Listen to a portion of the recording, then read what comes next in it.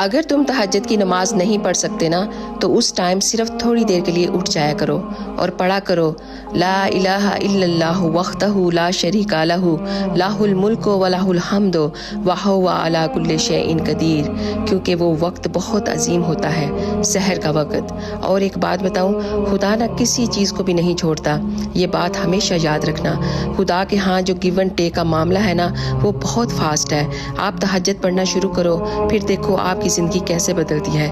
ایک روایت میں آتا ہے کہ اگر آپ دنیا چاہتے ہو تو تہجد پڑھا کرو، دین چاہتے ہو تو تہجد پڑھا کرو، آخرت چاہتے ہو تو تہجد پڑھا کرو۔ حدیث قدسی ہے، پروردگار عالم فرماتا ہے کہ اے ملائکہ، جب میرا بندہ رات کی نیند کی حالت میں میرے لیے کھڑا ہوتا ہے اور اس کی ٹھوری اس کے سینے سے ٹکراتی ہے، گواہ رہنا میں نے اسے وہ سب دے دیا جو وہ چاہتا ہے۔ سبحان اللہ۔ اللہ تعالی ہم سب کو تہجد کی نماز پڑھنے کی توفیق عطا فرمائے۔